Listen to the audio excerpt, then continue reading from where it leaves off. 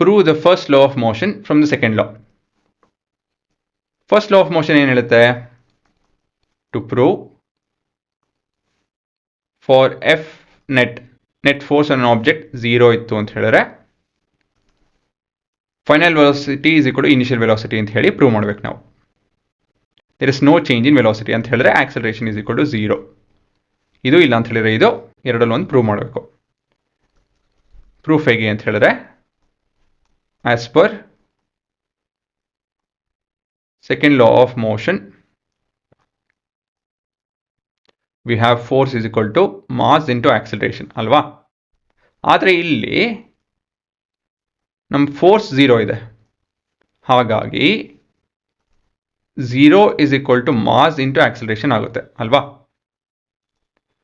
ಆದರೆ mass cannot be 0 ಅಲ್ವಾ? mass of an object cannot be 0. mass of an object ಅಂತ ಬರ್ಕೊಬೇಕು ನಾವು. mass of an object cannot be 0 ಅಲ್ವಾ? ಹಾಗಾಗಿ ಇವಾಗ ಮಾಸ್ 0 ಆಗಕ್ಕಾಗಲ್ಲ ಅಂತ ಹೇಳಿದ್ರೆ ಆಕ್ಸಲರೇಷನ್ 0 ಆಗಬೇಕು, ಹೌದಾ ಅಲ್ವಾ? ಯೋಚನೆ ಮಾಡಿ, ಮಾಸ್ 0 ಆಗಕ್ಕಾಗಲ್ಲ ಅಂತ ಹೇಳಿದ್ರೆ ಆಕ್ಸಲರೇಷನ್ 0 ಆಗಬೇಕು. therefore acceleration is equal to 0. ಯೋಚನೆ ಮಾಡಿ, ಲೆಫ್ಟ್ ಹ್ಯಾಂಡ್ ಸೈಡ್ 0 ಇದೆ, ರೈಟ್ ಹ್ಯಾಂಡ್ ಸೈಡಲ್ಲಿ 2 ಎಲಿಮೆಂಟ್ ಇದೆ. ಒಂದು 0 ಆಗಕ್ಕಾಗಲ್ಲ ಅಂತ ಹೇಳಿದ್ರೆ ಮತ್ತೊಂದು 0 ಆಗಬೇಕು. therefore acceleration is 0. ಇವಾಗ ನೀವು ಆ್ಯಕ್ಚುಲಿ ಹೇಳಬೇಕು ಅಂತ ಹೇಳಿದ್ರೆ ಇದನ್ನು ಪ್ರೂವ್ ಮಾಡಬೇಕು. ಇದನ್ನು ಕೇಳೋದವರು final velocity is equal to initial velocity ಅಂತ ಹೇಳಿ. ಇದನ್ನು ಹೇಗೆ ಪ್ರೂವ್ ಮಾಡೋದು? ಹೇಗಂತ ಹೇಳಿದ್ರೆ will make use of we know that ಇನ್ನೊಂದು ಉಪಯೋಗಿಸ್ಬೇಕು, V is equal to U plus A T. ಇವಾಗ ಏನು ಮಾಡಬೇಕು? Subtract U both the sides.